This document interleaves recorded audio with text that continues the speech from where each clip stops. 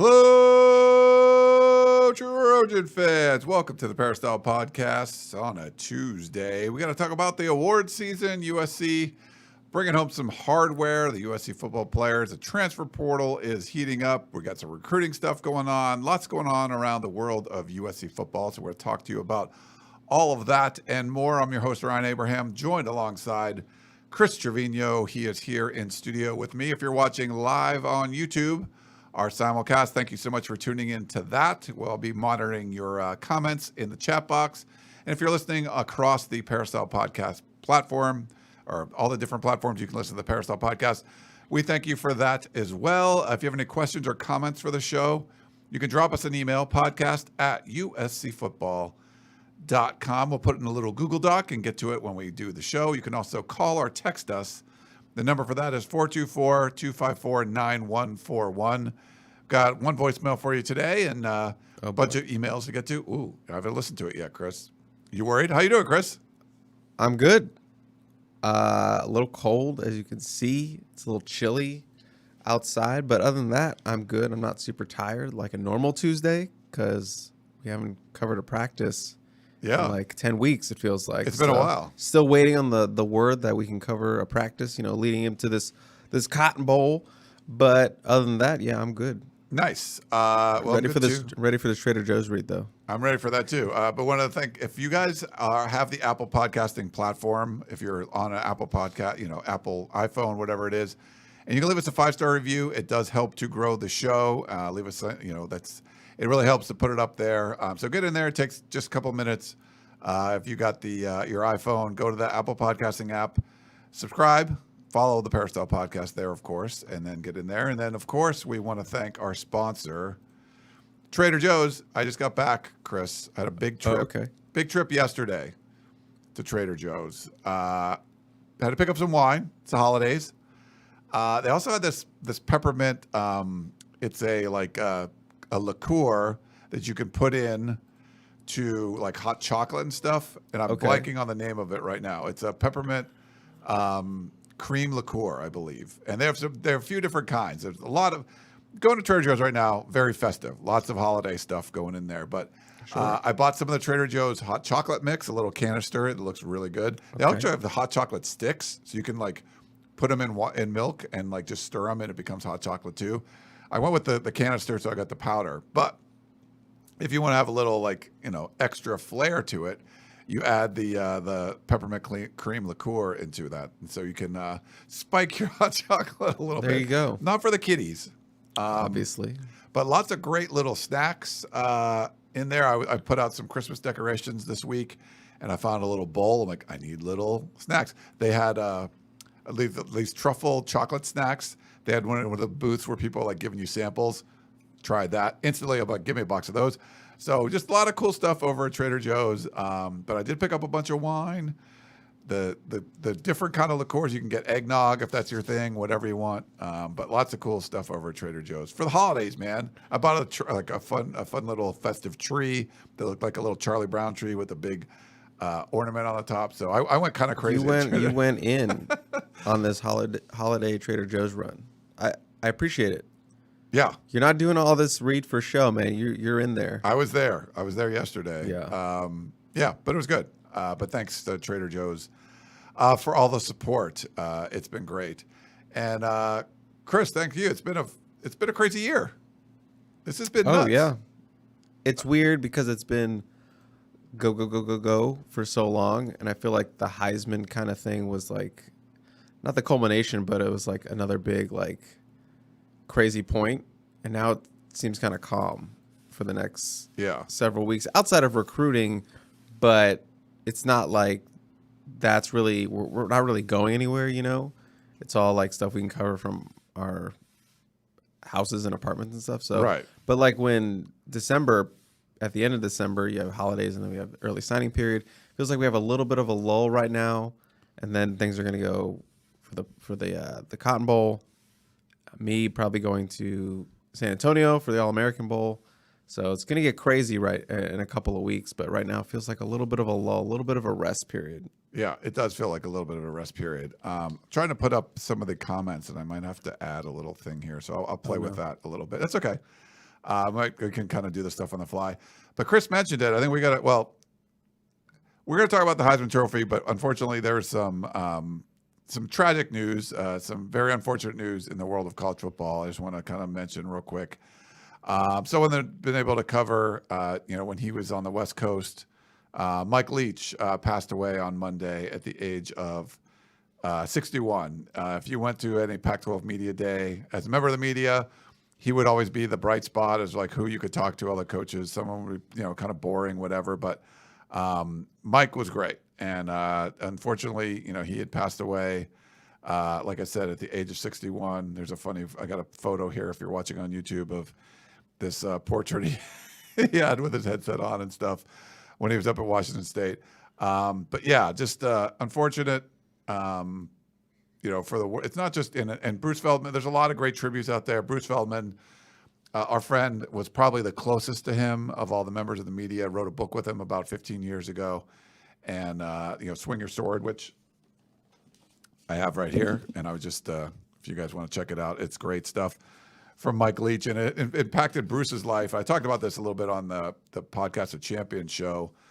If you want to listen to that, like kind of gave a little talk about that. But Bruce and Mike Leach's lives were sort of, he was getting, he had a falling out with Texas Tech while Bruce was having some sort of an issue with ESPN because he wrote this book with Leach, and Leach had an issue with ESPN. There was all this kind of mess going on. But I think Bruce captures it well when he talks about it wasn't just that Mike Leach changed college football. He changed football, 7-on-7, NFL, high school. He had an impact on all of it and started he went to law school, never played college football, but was really intrigued and just a sharp guy that knew a lot of stuff, was very stubborn, could rub a lot of people the wrong way, but a very innovative mind.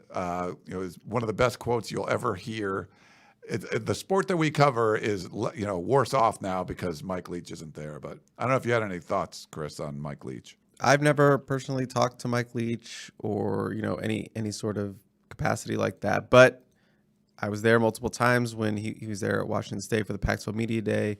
And always how Pac-12 Media Day can be a little boring when guys coming up talking. But Mike Leach was always one I would get up for, go to that presser, stand around at the end of that scrum and just listen to him talk because that's how fascinating he was. And like you said, you always were going to get a good quote, not just about football, but just about like anything from like Halloween candy to aliens to pirates to crop circles, whatever. You didn't know what you were going to get with Mike Leach, and he was authentically himself and didn't try to hide his personality or anything. He was just authentically himself, and that's something I really appreciated about Mike Leach. And love those sound bites you get all the time. There's millions of them floating out there on Twitter as people remember him. And the college football world is certainly mourning this weekend and this week the loss of one of the most impactful coaches the sport has seen. And, and his influence is all over this USC coaching staff. Multiple guys on this staff played under him and coached under him, especially Lincoln Riley. And, without Mike Leach, there's a good chance that Lincoln Riley isn't maybe a coach or maybe he isn't where he is right now. Maybe he's not the head coach of USC.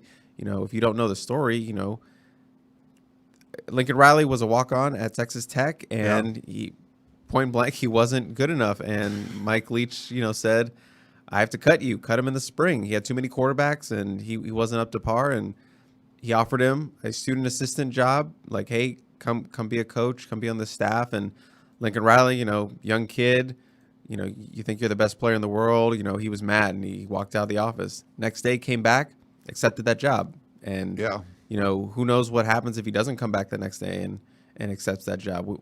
We don't know. And now here he is, one of the best coaches in college football, 3 Heisman winners, all this and that. And it started as, a student assistant under Mike Leach. So a lot of guys, Benny Wiley coached under Mike Leach. He was a strength coordinator at Texas Tech. Mike Leach gave Alex Grinch a shot at being defensive coordinator. Alex Grinch tweeted about that this morning. So just so much Leach influence on this USC coaching staff, especially with Lincoln Riley. So I know that staff, they went through the loss of Dave Nickel early in the season, who came over from that Mississippi State staff. So the Mississippi State community is mourning, and the USC community is mourning as well as college football across the country. Yeah, you mentioned Dave Nickel, and there's a lot of great tributes out there, and I encourage you to read what you want. Bruce's is great.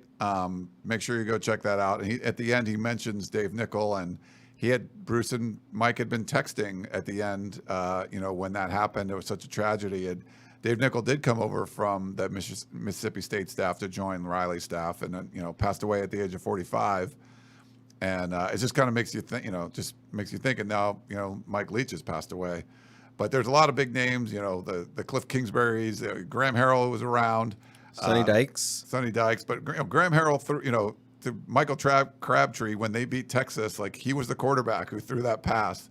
Then there's so many guys that have come from that tree, and so many great stories, Mike Leach stories. I've read Bruce's, the obituary basically about, his tribute to Mike Leach, but I love going back and reading just the fun stories of things that have gone on, through his life. So I'm starting with those first. I'll go back and try to read some more, but he's a highly influential person in the world of college football, and, changed all of our lives just by, the fact that we're covering Lincoln Riley right now, and we're going to talk about a Heisman Trophy in a second. I mean, that's coming from Mike Leach. So, tip of the cap to him. And the book is great, by the way, if you want to check it out. And Bruce put some more backstory into the story I was kind of telling on the podcast of Champions about they had the lawsuit, and it just, Bruce had worked for ESPN for a dozen years, and that essentially ended his relationship with ESPN. And, there was a whole hashtag Free Bruce, if you remember back then in 2011, because ESPN wasn't letting him tweet, and he couldn't go to the SBs and stuff because he had written the stuff. And Craig James was the college football analyst. There was all this big mess. His son was on the team, and there was a big hubbubaloo. So kind of crazy how that all worked. But Mike Leach was kind of unhireable, and then he came out of it, and gets the job at Washington State, and the book comes out, and he was thriving.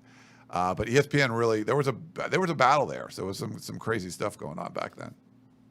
R.I.P. to the Pirate. Yeah, I think that's all we can really say. We all miss the Pirate, is the comment I just put up on the screen. So yeah, R.I.P. to the Pirate. But wanted to at least mention Mike Leach. There was we heard about him being sick and in the hospital and stuff. So we just wanted to talk about that a little bit. But we got to talk about some, it's not really breaking anymore since it happened over the weekend. But Caleb Williams, you heard of him, Chris? I've heard of him. The name sounds familiar. Yeah, he won the Heisman Trophy. There's a picture I got on, if you're watching on YouTube. Caleb Williams and Lincoln Riley, and the Heisman Trophy, the third quarterback to win under Lincoln Riley. It's his third 6 years as a NFL as a college head coach. Just freaked a bunch of people out. I just did. Woo, crazy. He's won half the time he's been a head coach. He's had a quarterback win the Heisman, so that's pretty impressive. But just I thought he represented himself well. It was a great ceremony. Our shotgun Spratling was there. We talked a lot about this on our Tunnel Vision show, but we haven't done it on the podcast yet. So I want to kind of get your thoughts, Chris, on Caleb Williams winning the Heisman. Incredible feat, incredible individual award, the greatest individual award, I think, maybe out there, at least in American sports. But, the iconic trophy, the stiff arm is coming back to USC. USC now has 8 we don't go by 7 on this Peristyle podcast. We go by 8 because Ryan Abraham literally has covered half of the Heisman winners that have come to USC. And that's the most in college football. No one has more Heisman winners than USC. And I think it is an important accomplishment for the program. And I think we talked about this on Tunnel Vision, how while it is an individual award, it still points to, USC coming back to being back. It's a big leap for a program like USC trying to get back to that national relevance. It's not, national championship game or college football playoff, which they got to really close this year. But the Heisman puts USC, back in the spotlight. Even though it is individually for Caleb Williams, it's still a huge spotlight for the program. Everyone's talking about USC. Everyone's talking about USC having 8 Heisman winners. Everyone's talking about, hey, give Reggie Bush's Heisman back. All these things have come about for Caleb being on that stage, at the Lincoln Center in New York City. So a big accomplishment for him and this program and Lincoln Riley. And it's only going to make next year even more crazy because, he will be a defending Heisman winner. So much attention is going to be on there. And depending on what happens with the transfer portal, USC could be gearing up for, another Pac-12 championship run, a college football playoff run, and maybe even a national championship run. Who knows based on what they get out the portal. But you have a Heisman winning quarterback coming back next year. That's big. No one else in the country can say that. And it's going to be crazy the amount of hype he's going to be getting, as it will be his junior year with NFL stuff. But right now, just an incredibly big accomplishment for him and what it means to him and his family and the region, the DMV, as I mentioned in Tunnel Vision, but the first winner out of that area and Washington, D.C. So big for my home region, my home area, and for him. Yeah, and if you didn't watch Tunnel Vision, you should. Chris had the whole get up in and the bit that's been going on that sounds like a made up bit, but it was a real bit when Chris Trevino said, I coached Caleb Williams back in 2012. He coached him in swimming and then said, I will tweet out a picture if it gets retweeted 200 times. It did. I should have done 400. You should have done 400. Here's the photo. That is our guy, Chris, in the back row, in the middle, circled, you can see, with the weird sunglasses, one of the swim coaches. And just down, and you can kind of see there's a little bit of an arrow pointing towards him, but I'll try to move it up a little bit so you can see better. Caleb Williams, if you're watching on YouTube. If not, sorry, but you can watch it on YouTube. Or find it on Twitter. Yeah, or find it on Twitter. Caleb Williams, swim team, swim student. Temple Hills Dolphins, let's go. Let's go, baby. I mean, that's pretty awesome. Going through, it just seems like just a bit. Right. It seems like something. But it's like a real. You couldn't even write that. That's how stranger than fiction. Is that the term? Yeah. It's just so surreal. I don't know. Some people might be like, "Oh, you have to be like you're a journalist. You have to be neutral." No, I'm gonna tell this story to the day I die. I'm not gonna. This is a unique experience that I have, and I'm going to share that experience with everyone who will listen to me. You should. Yeah, and I'll be telling this story on my deathbed. So. And I would too. That's an awesome story. And it just sort of was like this. It seems like it's made up, but it was not. So make sure you go check out the Tunnel Vision from Sunday because Chris was in the get up the entire time. He's got swim goggles on. My eyes have still not recovered. That the swim cap looked like very tight on your head. You're only supposed to wear it for the course of a race, and then you pop that sucker off. Not do a whole hour show with it on. Yeah. With dry hair. The little dry hair, yeah. But congratulations to Caleb Williams. Like you said, I think it's going to be big for the program. We'll see what kind of impact it has on recruiting and the transfer portal, but I think it's going to. I mean, if you're like hey, USC needs a left tackle. Like, do you want to protect the Heisman winner? Okay, like that seems like a good idea. Or running back. Do you want to get handoffs from the Heisman winner, or do you want to catch passes from the Heisman winner? All that kind of makes sense. He won the Heisman. He won the Walter Camp Player of the Year award, the Maxwell Award for the top player in college football, the AP Player of the Year, And CBS. And CBS Player of the Year. As and the parent company, support the eye. we got to support the eye. And I think he's going to be on all of the All-American ballots, Just right? like sweeping them, AP, Pro Football Focus, I believe Football Writers Association, FWAA, or I don't know, whatever it is. He's the first team for there too. So yeah, he's going to be the first team for probably a consensus or unanimous. Which one is unanimous? There's like unanimous and there's consensus. Consensus is there's like 7 main ones. I think you have to get like 4 out of 7, something like that. Consensus is the bigger one, right? No, unanimous. Unanimous, right? Yeah. Duh. Yeah. We should've- got some spammy people in the chat. I need to. When do we not? So yeah, unanimous, and I have to look up the last unanimous. I believe Adoree Jackson was the last consensus. So Caleb Williams going to be a consensus. Andrew Voorhees might be a consensus. Tuipulotu has a good chance to be a consensus, but Caleb Williams probably a unanimous one. And Right. I'd have to look up when the last unanimous one was. Off the top of my head, I don't know, Ryan. Yeah, it's been a while. But yeah, congrats to Caleb Williams. All the awards, lots of hardware. All that stuff is good for USC to be relevant again. We got to talk about Tuipulotu. He was the Polynesian Player of the Year. He was also the Pac-12 Defensive Player of the Year, and he was a finalist for the Lott Trophy, which was an event this weekend in Orange County. He was a finalist for that. But yeah, so Caleb Williams ends up being the Offensive Player of the Year in the Pac-12. This is voted on by the coaches. Tuipulotu led the nation in sacks. I think I have a picture of him. He ends up being the Defensive Player of the Year. Then Lincoln Riley did not make Coach of the Year. It was co-coach of the year, Kalen DeBoer from Washington and Jonathan Smith from Oregon State, but had the most all-conference players, right? So let me look at this. Let me look through the list here. So all-conference players, Chris. On the first team for offense, you had Caleb Williams, Jordan Addison, and Andrew Voorhees. Kind of makes sense. And then on the second team, Travis Dye and Brett Nealon made that. For the defensive side, you had Tuipulotu. You also had Mekhi Blackman, the cornerback transfer from Colorado.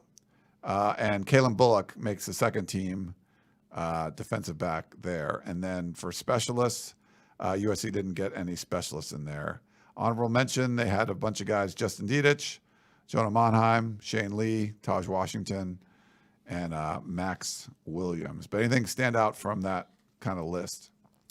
Not really. I think the most significant thing is Mekhi Blackman getting that first team all Pac-12 selection. We said this multiple times this year. Was playing really, really well throughout the season, and Lincoln Riley gave him a lot of praise in fall camp as being their best defensive playmaker at times, and we saw that this year. So props to Dante Williams and that job of making him a first team all Pac-12 player, and played himself into getting drafted, and was one of the key parts of this team. And it's going to do really, really well on the recruiting trail, being able to say, hey, look, let's put on the Mekhi Blackman tape, and look what we were able to help him get better at and develop him. And he's going to be a draft pick, and it was a first teamer. So that's a big recruiting point for this defensive staff. And, shout out to Mekhi Blackman, had a really, really good season. And he was even named third team All-American by the AP. So huge accomplishment for him. So I think that's the most significant piece of this, or the thing that jumps out to me. Also, Kalen Bullock, you know me. Yep. Couldn't get honorable mention.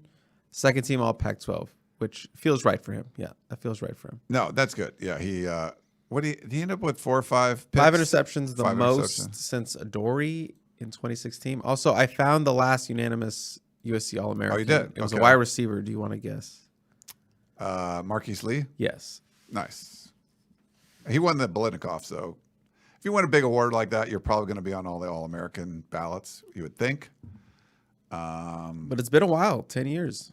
That I can't believe that's 10 years ago. Yeah. It's definitely been a while. All right, congrats to all the award winners from the USC football team. Chris mentioned the Cotton Bowl. Chris and I will both be there January 2nd. Back at AT&T. AT&T trying to get a win this time against Tulane. So we'll see. Not Tulsa. I said, what show was that? Was it Television? Television, yeah. It's like, I said Tulsa. I'm like, it's not Tulsa, it's Tulane. Mix those up a little bit. We got to get to some transfer portal news. I would say several. Few guys from USC, the USC roster have entered the transfer portal, I guess, of note. I know I have a picture of him somewhere if I can find it. Raylan Goforth. He has entered the transfer portal. The only guy that's been starting. But there's a few other guys. Anyone else of note you want to mention that is into the portal, Chris? I think the other notable one is Xavier Alford, who played really well at the end of that horrific 2021 season. Was a guy who you thought this guy could be a starter next season, could be a full-time starter. He started, I believe, the last 2 games of the season, had some interceptions, and it looked like he was going to be given the first team reps alongside Kalen Bullock early in spring camp under Lincoln Riley and his defensive staff, but then just had injuries, just could not get over injuries and lost most of his spring. And then for the most part was not there for fall and has been injured about 90% of the season. So injuries were just a big, suck on him, and he could not get over the injury bug. And he, the second transfer for him, started at Texas, went to USC. I thought he could have been a player that could have helped them a lot this year, but again, the injuries. So I think he'll be a contributor somewhere else, but I thought maybe if he got healthy, he could play next season, but it looks like, they're just going to be going a different direction, and that safety room has a lot of talent already. So once you fall down there, they have Zion Branch going to be healthy next year. So a lot of competition in that room. I guess maybe they just thought, I think you'll have a better opportunity somewhere else. And Kobe Pepe is an interesting one just because D-line is somewhere that needed some people to step up. And Kobe, again, battled injuries, had the shoulder surgery. I believe it was redshirt freshman year in spring. Still remember him getting injured, watching him in the Coliseum. So, just another injury that he could not shake. And he was a scout team defensive player this year, so he did contribute, but just not enough to see the field. I know a lot of people were excited about him coming out of Bosco, where he dominated the Trinity League his senior year. I believe he was the Trinity League Defensive Player of the Year, which toughest conference in America. So you thought he could be a guy down the line, but just another case of injuries getting the best of him. Yeah. All right. Well, those are the guys in the portal. By the way, been doing during the season, I did our, orbiting the X's feature, which was pretty popular, actually. Like, where are the guys now? I need to do a follow-up on kind of all of that. But basically, if you left USC, there were some guys that had some, good contributions, like Brew McCoy, big part of Tennessee's run. That, Chase McGrath, the kicker there. But they did a nice job. Hunter Echols had some moments. But there just wasn't guys that left USC that had these major contributions to some kind of successful team. And the highest profile guys, JT Daniels, who'd been gone for a while. He was at Georgia, on the year they won the national championship. But he's back in the portal. He'll be going for his 4th school. And Keaton Slovis, after a year at Pitt, who thought he was going to be able to throw to Jordan Addison, but they did a prisoner swap, and I think USC got the better of the deal. The USC got the better of the deal getting Addison. There's talks of him talking to UCLA, Keaton Slovis, so maybe back in LA. Wow. That would be something. That would be crazy. Yeah, but both Slovis and JT Daniels back in the portal. Kind of crazy. Super crazy. And USC has a Heisman winner at quarterback this year. It's just wild how everything works out. And Jackson Dart, he was like a game manager there. Which is a weird thing to say about Jackson Dart. Right. And all that athletic ability. But that's kind of what he did, right? They ran the ball. They would start off at 8-1 and then lost their the last 3 ball games. Yeah. I know there was USC fans were sort of worried, like, I get Caleb Williams good, but man, Jackson Dart. And it was like, no, Caleb Williams up here. And then everybody else, anyone you can name is down here. So maybe like a Bryce Young or a CJ Stroud or something. But yeah, you're not going to put a Slovis but JT Daniels, no. Or the Keith Slovis, but Jackson Dart, no. I'm sure there's still somebody on the P's like, Jackson if Dart, Jackson baby. Dart would have won the Heisman too if you put him in the system. Would have beat Utah one of those times. Whatever. But so USC has a couple pickups from the portal. And it's funny when you look, like USC sort of, field goal kicking was fine. Punting was probably below average. Just wasn't anything to write home about. And Arizona State has a punter-kicker combo who was an all-Pac 12 selection and First team, Ryan. first team. Put some respect on it. The best punter in the conference. Yeah. He picked up, he was the first team punter, but also handled kicking duties and stuff too. Eddie, and how do you say his last name? I'm terrible at last names, and we had it for tunnel vision, but I've just completely forgotten how to say it, so I apologize. But he's just going to be Eddie the punter on this podcast right now. Sisplicky or something like that. Sisplicky sounds okay, but it's not exactly what we said on tunnel vision, but the plicky part sounds right. CZA and then Plicky, it looks like. Yeah. It feels like it's like Croatian or... Yeah, for sure. If you're Croatian or Yeah. Eastern European and please tell us. I know there's got to be at least somebody who knows how to pronounce it. Yeah. Spell it out phonetically. But Eddie the punter, yeah. Good pickup. Led the conference in punting, top 10 nationally, 45 yards per punt. There were some not great punts this year, even though USC didn't punt a lot. Can you guess how many punts USC had this season? I know the answer, so. Let's see. I'll go 19. Oh, that's not a bad guess, but not a great guess, if that makes sense. They had 32 punts. Oh, okay. I don't know. And That seems like a lot. It does seem like a lot, but when you look at it nationally, they're like number 124 in FBS in punts. They didn't punt a lot. Okay. So 32 is very low for a college team. So That was a bad guess then, yeah. yeah. It was an interesting guess, but not a great guess. But I was just trying to do not a lot of and like maybe a third of those weren't great punts. But now you have a first team punter, which I mean I'm gonna go ahead and slot as the day one starter. Yeah. For this team because you're picking up starters or you're picking up contributors out of the portal, and I think that's what they got there in Eddie the punter. Plicky. Nice. Can he beat out Caleb Williams as the punter? I don't know. I think you're Caleb going Williams had the best to. Does the Heisman help you say Heisman punter, Heisman worthy punter? Maybe. I don't know. I'm sure the quarterbacks that won in like the 50s and stuff also They would punt. punted. Yeah. So They would play end. And Yeah. then play. they would block for I'm the themselves at quarterback. tackle. And then, yeah. everyone was an end Yeah. or a quarterback or a Right. halfback. I don't know which side of the ball end played. I think Right. they just played both. It was like, I'm an end. Oh, okay. Also picked up some help at the linebacker spot. Yeah, Jamil Muhammad from Georgia State.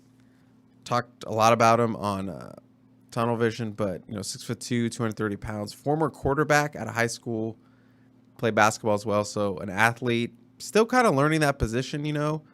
Kind of still room to grow, as something Shotgun said when you look at him. But I think I wouldn't necessarily say he's a day one starter kind of guy or a guy who's going to start, but definitely a guy I can see being in the rotation, some experienced depth, definitely can play special teams, things like that. And I think he'll get some playing time, but USC's linebacker core is an interesting spot right now. They need some bodies. They have Tackett Curtis coming in. He's going to play Mike linebacker. You have Eric Gentry coming back. Shane Lee, possibility for him has one more year for him to come back, that team captain. So that would be a really good trio right there. But you add Muhammad, maybe Carson Tabarucci, he's over his injury. He can start learning the position. Maybe he can be a special teams guy. Garrison Madden, the freshman from last season, took the red shirt, spent a lot of time on scout team defense. Perhaps he's ready to, make the jump to special teams. So they have some bodies there, but I feel like they could use a little more. I think Muhammad's a really good pickup in terms of being a depth guy and a guy who can, maybe be part of a rotation, maybe step in if someone gets injured. So I like the pickup.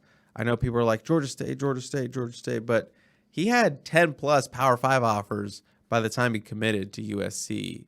He had Texas A&M, he had Ole Miss, he had Mississippi State, he had West Virginia, he had Indiana, he had multiple Power 5 conference offers. So this is a guy that Power 5 coaches were looking at and be like, hey, this guy can help us now. So don't poo-poo Georgia State. He's a Trojan now, so I'm excited to see what he does on the field. Yeah, and then a big official visit coming up. One of the top players, defensive players in the transfer portal, from Tony Grimes from the cornerback from North Carolina, coming out to take a visit. I think he put out a top 3, right? And USC was in it. I think you're thinking of did I put it? Josiah Stewart. They all blend together, but I don't know if Grimes put out a top 3. I just know that he has locked in an official visit. 5-star cornerback out of high school. Don't ask me what class. Maybe 2020. I believe he enrolled early at UNC, so he's technically, a year maybe. He has a lot of room to grow, is what I'm saying, because he should have been his freshman year. Should have been a high school year. So he has a lot of room to grow. 5-star. I believe he might be the number 1 cornerback in the portal rankings, but absolute stud of a talent, first round ability, definitely a high draft pick. And yeah, he's going to be taking an official visit to USC. Shout out to Steve Wilfong, who put that story up this morning. And USC has a visitor right now on campus, Keon Bars, maybe I said that wrong, but the Arizona defensive lineman, who is down to USC, LSU, and Miami, I believe. All these schools blend together, but he is on his official visit right now, and then he's going to go to LSU, and then I believe Miami, and then LSU. One or the other, doesn't matter. He's taking all these official visits, and then we'll make his decision. He is a local guy from Marietta, so Greg Biggins said that, I think distance could play a factor in this. He's only about an hour from his house, from his home, so his family could see him play here, so USC is going to be putting the moves on him. They could use a guy like this, not like an all-star world beater, but definitely a guy who could start in this defense. Definitely a guy who is definitely going to be in the rotation if he doesn't start, assuming he's healthy, but definitely a major contributor for this defensive line. It would be a big win for this staff. For sure. Yeah. Any other kind of portal names? So make sure you guys go check out Gerard Martinez put out the target list for the portal for the offensive side and the defensive side. If you've ever checked out his target list for recruiting, he'll do like the class of 2023 and 24. It's VIP content, so if you're not a member, we actually have a special right now. We're not really promoting it, but 50% off. You can get your annual membership to uscfootball.com. If you're a monthly member, you can upgrade that membership at 50% off. And the cool thing is you can get the Paramount Plus package for free right now when you do the promo. Normally you do a promo, you have to wait till you start paying regular price before you can get Paramount Plus. Now you can. So if you want to get, it's a over $100 value that you would get at half price, and you can enjoy it right away. So lots of cool content. You got Top Gun Maverick coming up on Paramount Plus in a week or so. So make sure you check it out. If you're not a member, this is a great time to sign up, and you want to check out these transfer portal target lists because lots of good names in there. Gerard was just scouring the portal looking for guys, and it's pretty good stuff. I don't know if you've checked it out, Chris, right? Duh. And I think we're going to be doing a composite 2-star recruit tomorrow. Okay. Tomorrow. With Gerard. We'll do another one. We did a first one with Transfer Palooza for first week, moving into second week. So be on the lookout for that. Just a quick little plug for the composite 2-star recruits. I love it. Okay. We'll check that out. Okay, we got a bunch of questions to get to, so why don't we, unless there's anything else you wanted to bring up, Chris, let's take a quick break. Yeah, we'll take a quick break, come back, and start answering your questions.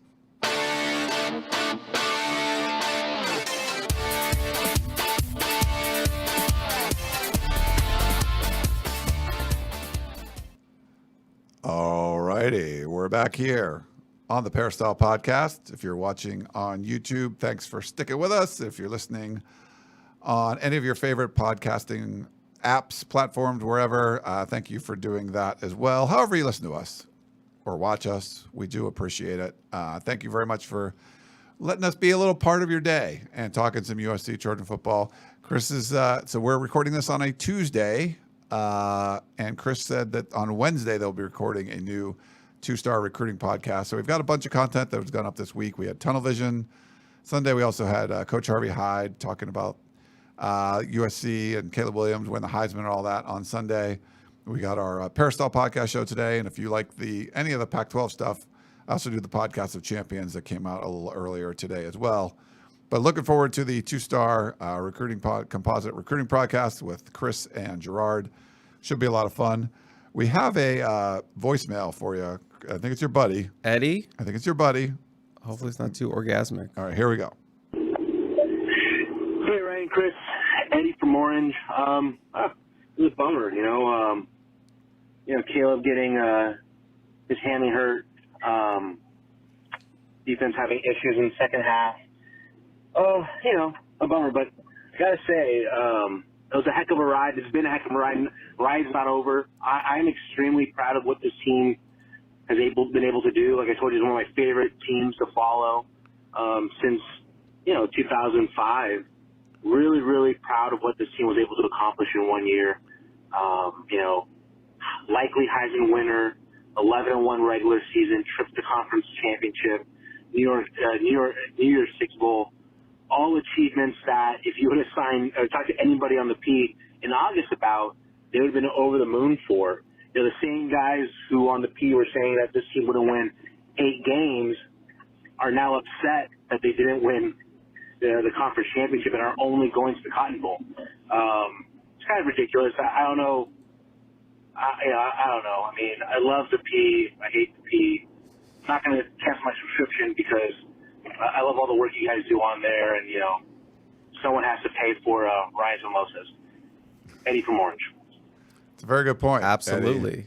I liked it until you even just mentioned canceling. Can't do that. No.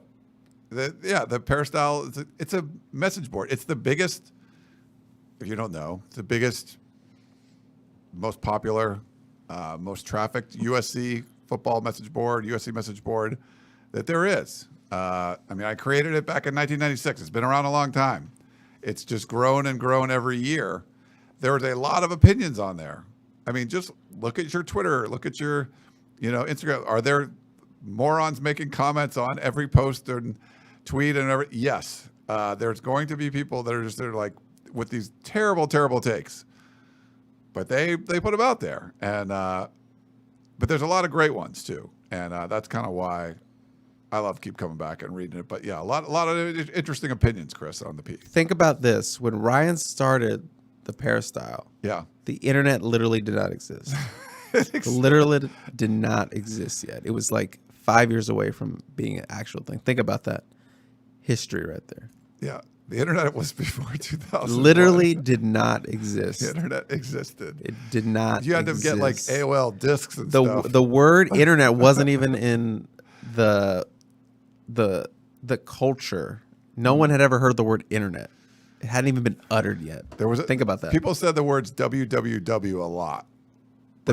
So it's like you wouldn't say uscfootball.com. You would say www.uscfootball.com. These people would meet up in the food court of a mall and have their discussions. That's library. how they did it. You could get the internet in a library or whatever. Yeah. Prodigy calling in, you never had a modem, Chris. You never had to put a physical phone into another device to dial in for your internet, for your interwebs. Tell me a sentence that only makes sense for USCfootball.com in 1996. Oh, God. What's a sentence that only makes sense if you were around 1996 on USCfootball.com? Holy cow. I'm putting him on the spot. This site goes so much faster now that I've upgraded to Windows 95. How about that? 95 and 96? That's wild. My I got a 9600 baud modem now, and everything's flying. Flying back then was not flying at all. No. Yeah. 5 minutes for a page to load. That's funny. We got. I forgot who it was. Yeah. Oh wait, I put the wrong one up there. Where is it? Where did it go? Oh, Al Gore. Oh, it should be up. Put up the wrong one for some reason. Oh no. But the I don't know. Hopefully that's working. The comment was Al Gore invented it and immediately gave it to Ryan on a 5 1/4 inch floppy. Yeah, perfect. That's true. That's the good stuff. You got any tips for the for internet? money? Oh, for money. Oh, no, I don't think we have. No, we have no chat right. revenue. Yeah. All right. But thank you. Thank you for if not want to do that. Yeah. for no chat revenue. That's nice. Okay, so that was our voicemail question. Let's see. We got some emails. Let's go to Josh in North Edwards, California. I don't know where that is. Have you heard of North Edwards? Can't say that I have. I Yeah. know West Edwards. No. Is Edwards big enough that it has a north and a west? Anyway, hey, Ryan and Chris. First, I want to say I love the shows and the insight you give into USC football. Thank you very much. Josh, also, pronouncing Chris's last name, Trevino, is it a gag or have people been pronouncing it wrong all the time? First of all, I think it's a little bit of A B. Most people do not pronounce it correctly. They don't hit the Nye over Trevino. Yeah, I don't really care either way. but that's what Jack does. Yes. So now I would always say Chris Trevino, and then now I have to say Trevino. You don't have to say. You can call me whatever. Well, I'm just saying, like I'd rather say your name correctly. Yeah, I mean, But it does sound like it sounds like a bit. Yeah, it sounds like you're doing a. Sounds like I'm doing a bit. Trevino. But that when Jack does it, he enunciates very well. Yeah. But it sounds like a bit. Anyway, this isn't a question, more of a comment/rant. Alex Grinch's defense has been terrible outside of turnover margin and maybe sacks most of the season. If USC truly wants to compete for national championships, they need to fire Grinch, get a DC who runs a competent defense. Some people would argue that it's only the first year and we need to give him time. That may be true, but Grinch's defensive issues go back a few years to his time at Oklahoma. There's enough of sample size, in my opinion, for Lincoln Riley to let Grinch go and move in a new, much better direction. Keep up the good work. Thanks and fight on. Josh from North Edwards. I know we haven't had a Grinch question before. Just it's on some of the stuff we've talked about. I think Alicia had a really good from Rain of Troy, had a really good tweet where it kind of showed the jump that USC's defense made from last season. That they were like 110 or something, and then this year they were like 77. So that's like close to 40-point difference. Okay. 30-point jump. So that one tells you just how bad the defense was in 2021. It was historically bad. And I know like fans are this defense has made them like pull some of their hair out, but think back to 2021 and what that defense was giving up and what that defense, no explosive plays were being made, no turnovers were getting got. Yeah. At least this defense is doing some good things that you can build off for the future. And look, I know, Grinch has been with Riley for a long time and it's obviously his decision to make, but I would say let them bring some more players in. Let them bring some more defensive help in before you kind of throw the baby out with the bathwater. Did I use that phrase right? Maybe. Someone in the comments will let me know rudely later when I check the comments. Will let me know if I f that up. But you know what I'm saying. Like 1 year, you're just gonna like scrap it all. They made some improvements. They struggled in some areas. Yeah. Let them get some better players in. Let them get some better depth in. Let them get some more athleticism in. Let them do those things. Yeah, I think Lincoln Riley raised the bar where like we thought 9-3 from 4-8 would be a really big improvement. That's what you kind of want to see for year one of the head coach. Go in the right direction. And then the next year, do something special. Like, well, you did something special in year one, so now you got to be critical of something. And obviously, the defense was pretty poor in a lot of areas. It did good in some areas, but there was a lot of problems. They didn't have the same kind of players on the defensive side as the offensive side. And just, we haven't got to talk to Lincoln Riley much since this went on, but from his comments that I saw, my gut is he's sticking with the scheme. He's sticking with Alex Grinch, and he's going to try to upgrade the roster. So that's the head coach of USC. That's what my guess is. That's what his approach is going to be. You trust him to do a bunch of stuff like win Heisman trophies and things like that. Sounds like a lot of people on the P or in the comments don't really want to trust him on the defensive side. So we'll see. Could be the right call, could be wrong. But my guess is he's sticking with Grinch for now. This is from, Stephen Poway. Dear Ryan and Chris, take it or leave it. After a devastating loss to Utah in the Pac-12 championship game and a terrible showing for the defense, USC drops to the easy post Hawaii Bowl on Christmas Eve. In an ironic twist of fate, Grinch is fired on Christmas Day. Fight on. Stephen Poway, that was tongue-in-cheek, so don't get mad at me. Leave it. Yeah, leave it. I'm leaving it. I think they're going to the Cotton Bowl. I can clearly tell a lot of these questions are like a week behind. Some of these are definitely, Leave. Let's see. I was at the game and didn't know Caleb was injured until midway through the third quarter. We were guessing all along that he was hurt, but he hit it well. Despite Kobe inspirations, after floating passes and getting sacked on plays he usually extends, I think Coach Riley should have pulled him in favor of Miller Moss. Coach's decision. No true warrior will ever back down. Roger in Newport. So we kind of talked about this stuff already, but. Look, I've already mentioned this. Yeah. And it's like your guy, the one you've believed in and you have this relationship with, and the guy you picked, you plucked out of high school. You were like, this is my guy. And you turned to him in the Red River Shootout, and he delivered. And he's done some heroic things and pulled off some crazy comebacks going back to high school. And he looks you in the eye and he says, I can do this. You're not taking me out. I can do this. What are you supposed to do as a coach, man? I know it's like coach's decision. He's the adult. But like, it's football. It's a game. And, a lot of moments are built on situations like that.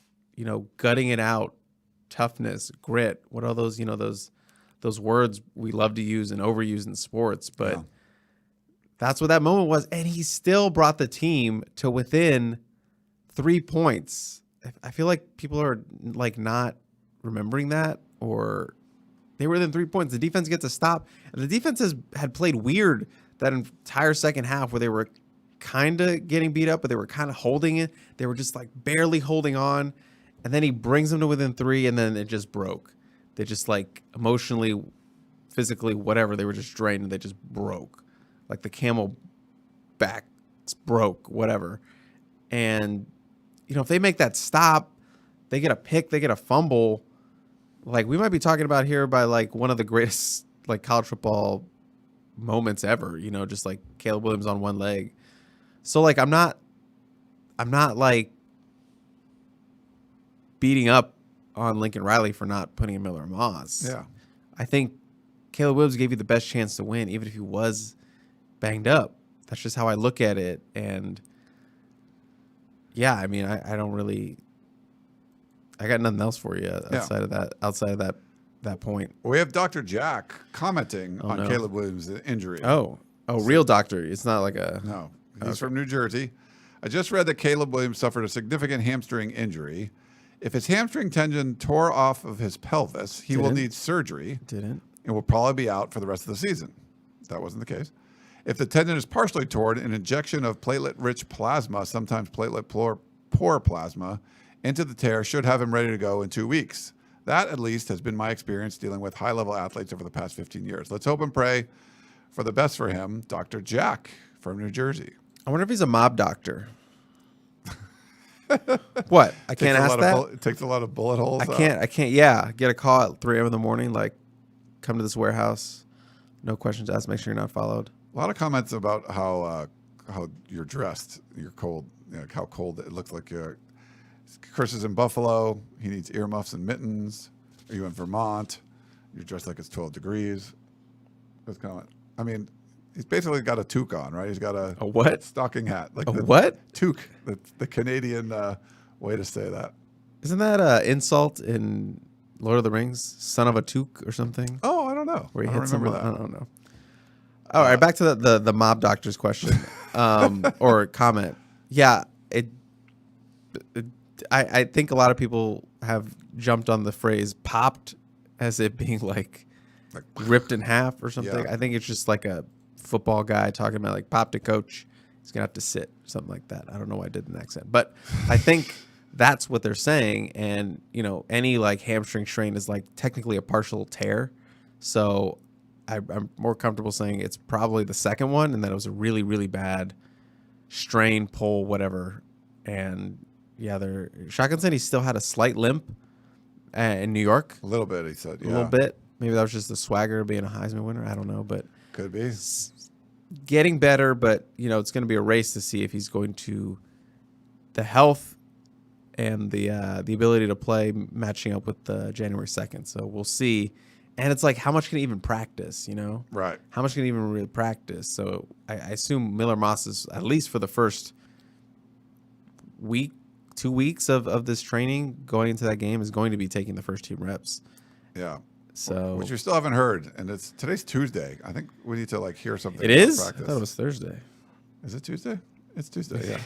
I was just messing with you. Yeah. Eric in Duck Country wrote in, says Ryan and Chris, this season was fantastic. After that other guy left the team in shambles, I thought it would take at least until year 3 before being in playoff contention. I honestly think Lincoln Riley should be up for the Coach of the Year honors. The type of criticism I'm hearing from fans is ridiculous. Unless these guys can tackle Dalton Kincaid in the open field or block, maybe don't trash talk. Is it perfect? Of course not. But the new coaches, we should all expect improvement. I can say the improvement we've seen has been phenomenal. That being said, did any part of the team in particular exceed your expectations this year? I think just being the amount of turnovers was just like eye-popping, and felt like it came out of nowhere. It was like, oh, this team's going to be a takeaway team? Okay. And then we kept saying, it's going to regress. It's going to regress. It dipped a little bit, but then there was another run where they were just like taking the ball away from everybody. So I think the turnovers were certainly an area where I was like, oh, okay, this is who they are. They're making explosive plays like this all the time. Yeah. Like 3 pick sixes in the season opener? Like what? That's insane. That's insane. And they kept that pace for most, not pick sixes, but turnovers. And they kept that, and it was fun. I mean, I would say like Caleb Williams exceeded my expectations. Like I thought he would be great, but man, to win the Heisman in like year 1, like his first year, he didn't start the beginning of last year. This is his first year as the full-time starter at quarterback, and he moved teams and, not teams, but environments too. Everything. So just the fact that he won I thought he would be great. I thought he could like make it to New York, but I didn't think he'd win the Heisman like running away. If only someone on our staff had predicted that. Yeah, your bold prediction you had. No, that wasn't from 2012, right? That was from earlier in the year. Gotcha, just make sure. I didn't know when you were like coaching Caleb in the pool, if you were like, that guy's going to win the Heisman. Boom. Wow, that's weird. I was coaching Caleb the last time USC had a unanimous All-American. Right. Wow. He was 2012. Caleb was like, what was he, like 9 in the pool? Yeah. Like, how old is Caleb Williams right now? Is he 19 or? He's either 19 or 20. Yeah. I'll tell you that right now. So Okay. super young still. Very young. All right, we got one more email, and then we got a couple comments in the YouTube, and we'll get out of here. Damon wrote in, love the show. Keep up the good work. I've heard USC media talk a lot about the prospects of Oregon linebacker Justin Flo returning home to Southern California after entering the transfer portal. That would be great, but I think some of the other potential transfer targets, should get a review as well. In my opinion, Lincoln Riley's staff should primarily be, and probably are, looking at offensive line and defensive line transfers from the Stanford and Alabama, and the linebacker transfers from Oregon and Arizona State. I nerded out a little bit and looked at current players in the portal with previous USC and or Oklahoma recruiting histories. So I looked at these big needs positions: linebacker, defensive line, inside offensive linemen, and offensive tackles. Please let me know what you think. Fight on. He says, at linebacker, USC should reach out to Stanford's Jacob Magnum Ferrara and Oregon's Jabril McNeil. Are you aware of either one of those guys, Chris? I'm not aware of either one of those guys. I'm not too much either. So Are you saying there's a whole list of names right in front of you right now? He gave, well, like for the 4 positions, he's got like 2 names or 2 or 3 names each. Oh, okay. Defensive lineman, he said go after Alabama's Braylon Ingram or Arizona State's Omar Norman Lott. Omar Lott was someone that USC was looking at last year because if you remember, he was briefly in the portal. And then he came back. So second time's the charm. That'd be a good pickup for them. Super athletic, super strong, and be a great interior lineman, I believe. But, I'm not sure if he listens to the Composite 2-Star Recruit, but Gerard, you seem like you have a very deep down the rabbit hole kind of vibe here. Yeah. So I'm just gonna go on rec that you listen to the Composite 2-Star Recruits if you don't already, because you should. That's literally all the show is. It's just me saying 2 words and then Gerard doing 30 minutes of something. So he breaks down every position that USC could go after.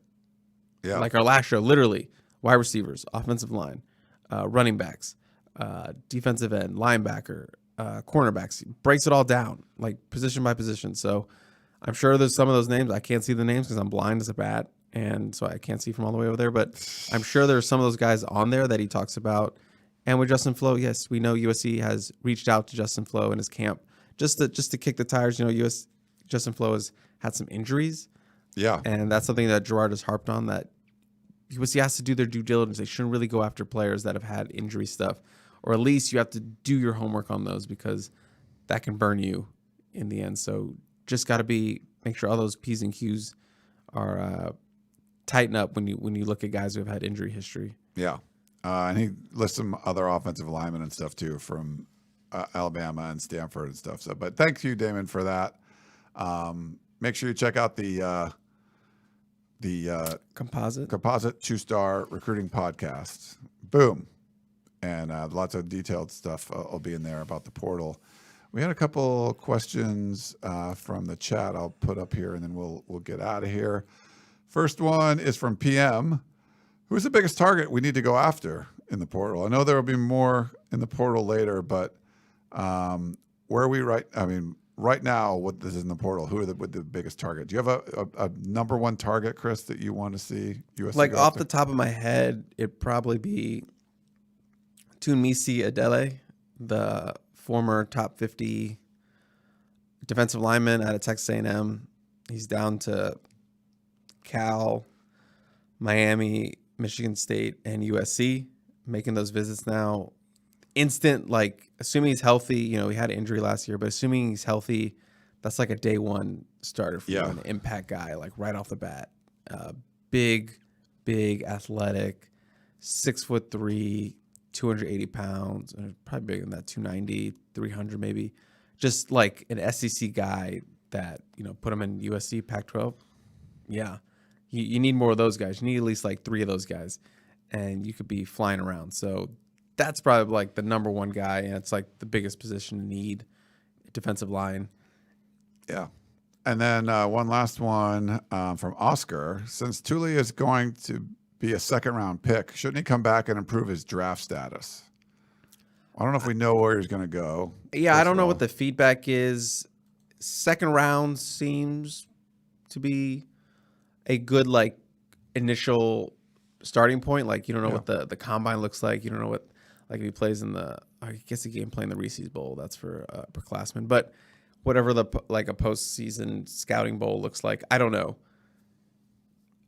I don't think he led the nation in sacks. I think that's you do that. I think that's the perfect jumping off point. Because while yes, you could get better, you could also see your stock dip. What if he has a season-ending injury? Yeah. I think you got to go when the iron's hot, and the iron's really hot right now for him in terms of, literally that's the top of his resume point, led the nation in sacks. So defensive player of the year. I think now is the time to make that jump. Strike while the iron is hot. Yes. Before we go, any thoughts on, I've been asked this, and off the top of my head, I wasn't coming up with there's some obvious ones that could, but any players you think could opt out of the bowl game, like a Tuli, Tuipulotu, or a Jordan Addison, people like that? I think the strongest case is for Jordan Addison. Yeah. because I guess technically, quote unquote meaningless bowl game. It's not like for a college football playoff or anything like that. And he's got right now, I think he's probably like the first or second wide receiver off the board. I know he's been banged up the last, couple weeks or couple games, or what I'm saying.